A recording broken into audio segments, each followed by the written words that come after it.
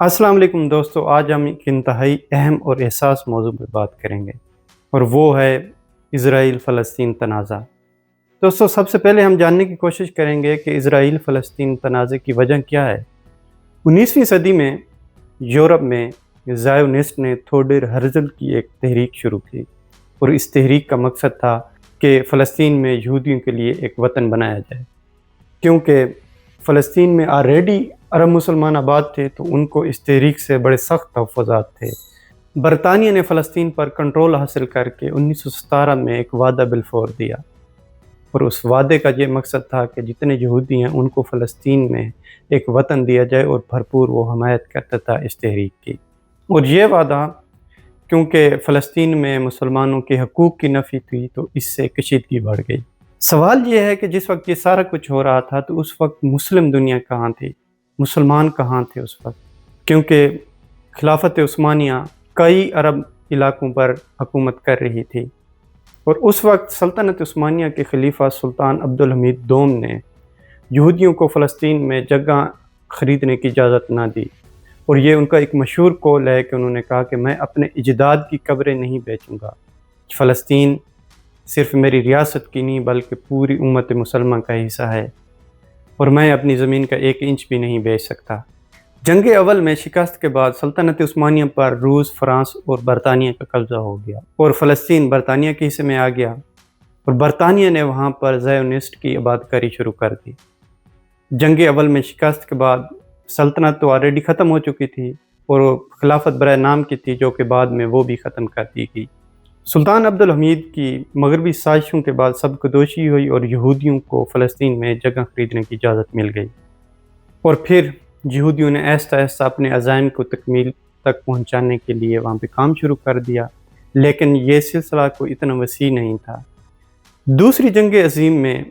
Hitler کے ہاتھوں holocaust کے بعد یہودی ایک مظلوم بن کر سامنے آئے، اور مغربی طاقتوں نے ان کو فلسطین میں پناہ دینے کے لیے ہر طرح کی معاونت کی، اور اس طرح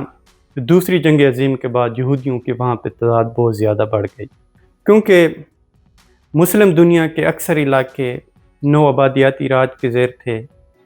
اگر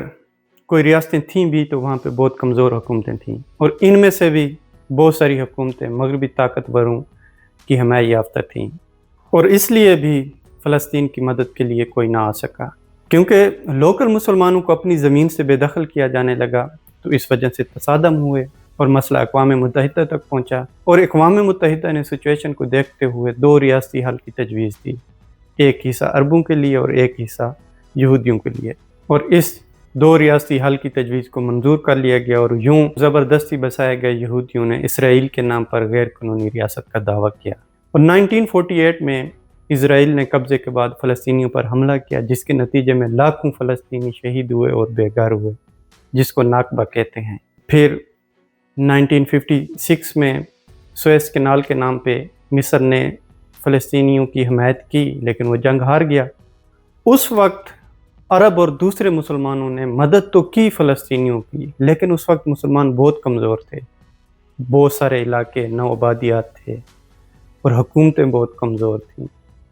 اوپر سے جتنی اس وقت کی پاوریں تھیں وہ اسرائیل کا پورا ساتھ دے رہی تھیں۔ اور پھر 1967 میں بہت سارے عرب ممالک نے اسرائیل کے خلاف جنگ تو لڑی، لیکن وہ بھی ہار گئے، جس کے نتیجے میں اسرائیل نے مغربی غزہ اور مشرقی یروشلم پر قبضہ کر لیا۔ اس کے بعد بھی جنگیں ہوتی رہیں، لیکن مسلمان دنیا کی طرف سے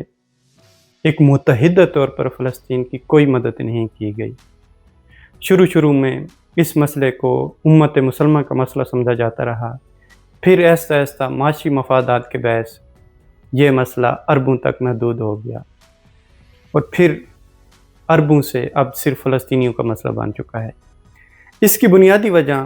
متحد نہ ہونا، لیڈرشپ کا فقدان اور مغرب پر انحصار ہے۔ اب بات کرتے ہیں پاکستان کے کردار کی، کیونکہ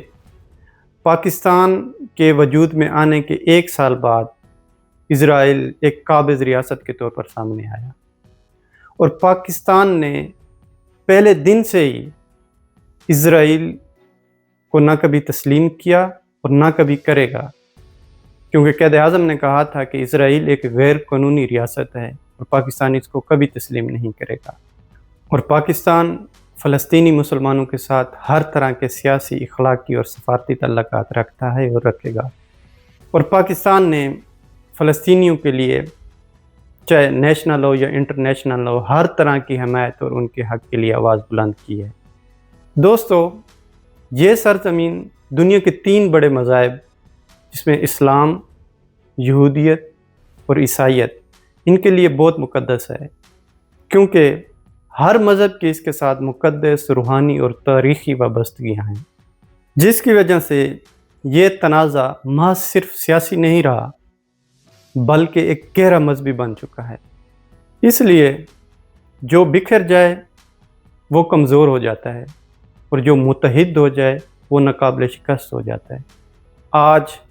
امت مسلمہ کو متحد ہونے کی ضرورت ہے تاکہ یہ ناقابل شکست بن سکے۔